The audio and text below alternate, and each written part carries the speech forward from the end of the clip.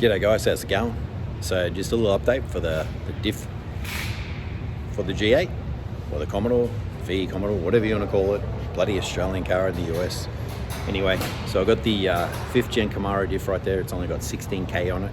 As you can see, it's still got the stock cover on it. So that's that. I have an LPW cover coming. It's a higher capacity, so I just have to get a new bushing for it. And it's going to cool it down a lot better as well.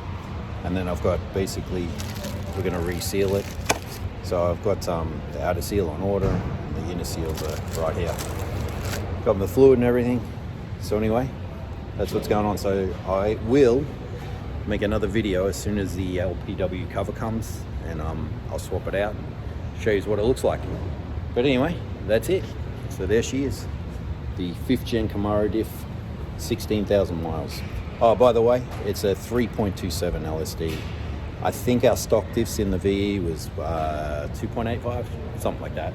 Anyway, so diff's a little taller. It's going to be a little tall here. All right, guys. Appreciate you tuning in and checking it out. But that's it.